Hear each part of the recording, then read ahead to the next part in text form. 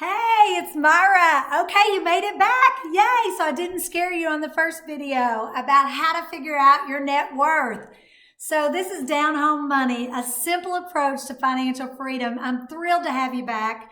So step two. Okay, so the step one, let's just reiterate that you have to know where you are so that we can know where we're going, right?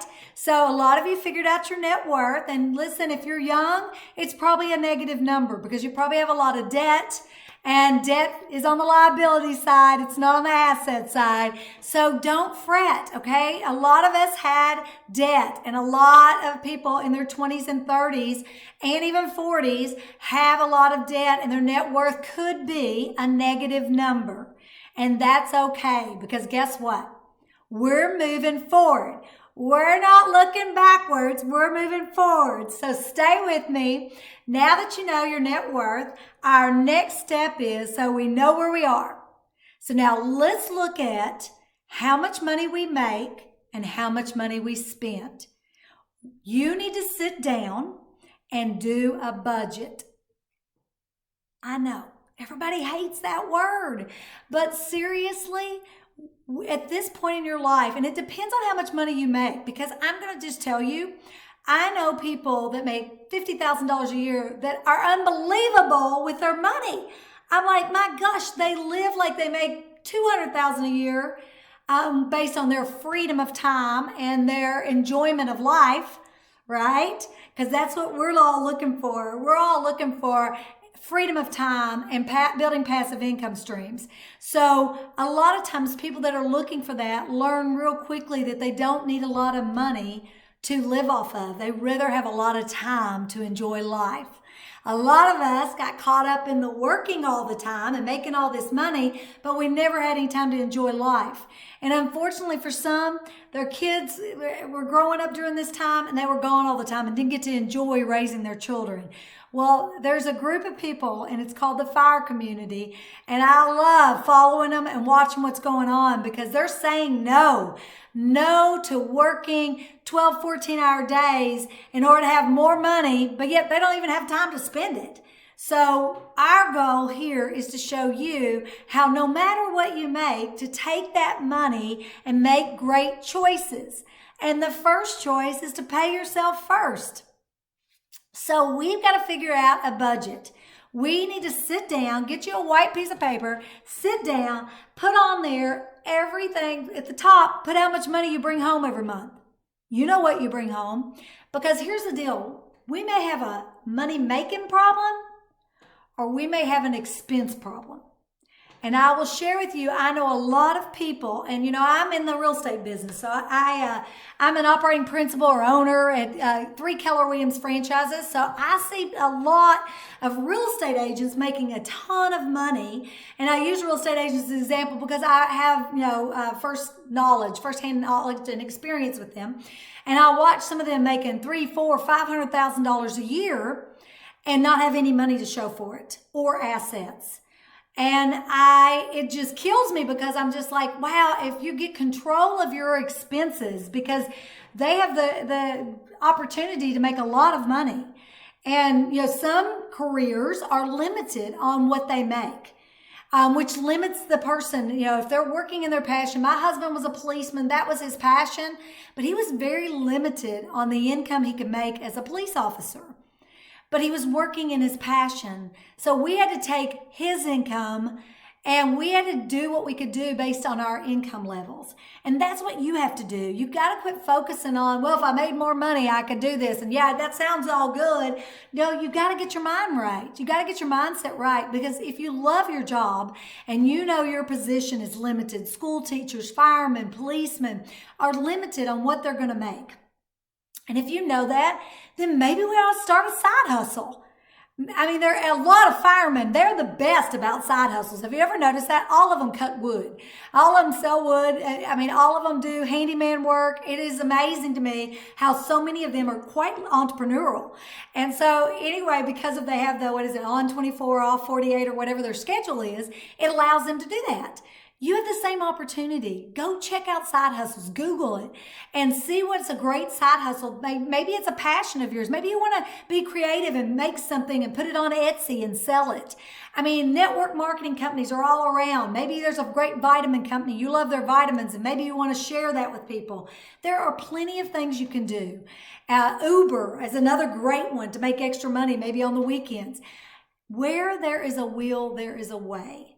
And so we've got to figure out how we're going to build your nest egg so that it will throw off of a passive income so that later in life you can work because you want to work, not because you have to work. And a lot of people don't understand this. A lot of us go to work every day and we're not focused, but it's the small little increments that you put into a passive income stream to build, whether it's through buying a rental property or, of course, you all know I love Vanguard and doing the stock and buying index funds through Vanguard, VTSAX, VTI, buying those. Even if you did in small increments, you can open an account for, I think it's $3,000 to get started on VTSAX. That's the symbol. And so anyway, I just share this with you because we've got to figure out. We now know what your net worth is. So you know what you've done all these years with your money. And some of you are going to look at that number and you're going to be really sad. You're going to be like, oh my gosh, I have worked the last 15 years and my net worth is negative $33,000. And they're going to think, I'm just throwing my life away. But I'm hoping that you will see why this is so important. I cannot stress to you that if you don't take a hold of this, you're going to wake up one day and you're going to be 65 years old and living off of hopefully Social Security if it's still there. But you won't be able to live off of it because it's not going to be enough money. And you're going to be mad at yourself because you didn't make good choices. So fire yourself today and no shaming, no judgment, and decide today that you are going to change the way you spend your money. And that you are going to pay yourself first. You owe it to yourself. So when we start that budget, let's look at how much money you make and let's decide certain things that's going to be harder to reduce. Rent, if you have a car payment, your credit card debt. I mean, there are several things that we're going to have to look at. And the first thing about a budget is there are places right now, like people say to me all the time, Myra, you don't understand, I live paycheck to paycheck. I go, I do understand. And here's the deal. We got to figure out where you can save money. Why are you paying $2,000 a month for rent? Well, my credit's bad. That's why. Okay, but can you not live in a place for $1,200? Because you can get a good, nice place here where I live for $1,200. You may have to downsize. Hey, listen, I didn't tell you this ain't going to come with sacrifice. You may have to downsize. Okay.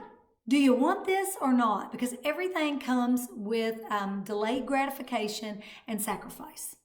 And you got to be committed. So I need to know where your mindset is and are you committed? Because commitment is what's going to take you through to keep saving your money. It is deciding this is what I want. This is what I'm willing to do. I'm willing to quit eating out so I can save the money I spend on eating out. I mean, you got to start tracking your expenses. So I want you to get you a little notebook. And every time you spend anything, you need to write it down. And after a month, reevaluate. And it's going to blow you away the money you are wasting every day. I mean, because we don't pay attention. We just are spending our money and we're not watching where our money goes. And then you can evaluate. And if you do it for 30 to 90 days and really keep good documentation, because y'all know what I say, documentation beats conversation every time. So document your expenses so that we can go and start a budget. Because, you know, there's several things you can do right now. When you say to me, I can't do it. I'm living paycheck to paycheck. Okay, so let's talk about that. So, first of all, do you have cable? Oh, okay. Next, do you have internet? We have electricity. We have, water. So water, usually you can't really price that out, but electricity, a lot of places is deregulated or whatever. And so you can, you can go with other companies that might be cheaper and save you some money there. I mean, start saving it everywhere in all little places because every dollar saved is a dollar earned. And if we can save you money through getting your internet services cheaper, through now watching your TV on internet instead of doing paying for cable, I mean, every little expense adds up and we save money. And then quit eating out. Decide that that's going to be a treat. We eat out once a week, once every 2 weeks instead of every day. A lot of us are spending $10 to $12 for lunch every day. It adds up. So we just need to look at your expenses. So we're going to document, right? All right, we're going to document every expense. We're going to do it anywhere from 30 to 90 days. I would tell you to go the full 90 days so you can really evaluate what you're spending your money on. Because until we can't get a plan until you get serious and decide this is what you want. So a plan comes when we know for sure that your commitment level is there. So you know your net worth. You know what for the last 10, 15 years, what you have saved, bottom line, of all the money you've made. And look back and think about all the money you've made. And this is your net worth. And it'll tell you a lot. It'll tell you, are you a consumer? Are you buying stuff that you really don't need? Go look in your closet. A rude awakening for me was when I walked in my closet and I have clothes that were hanging with tags on them. Come on. I mean, y'all have got it too. I mean, we all do it. I don't go shopping now because it's just better to stay out of the stores. Because if you go in the stores, you're going to buy something that I don't need. I don't need one more pair of black pants. I've got plenty. And you do too. So we're going to decide a plan based on your expenses. And then we're going to put together a budget. And then we're going to stick to the budget, which a budget is going to help us stick to where, so we can start working on your reserves. Then we can start working on paying down your debt. And we can move this forward to your first step to financial freedom. So we have to make tough decisions. So I hope you're serious about this because I am serious about helping you and I want to help you. Be sure and email me at downhomemoney@gmail. I would love to hear from you. And so email me and tell me how you're doing and share with me how you're doing because I will tell you there is nothing better than the freedom to go and do and have and be what you want and not being a slave to a job.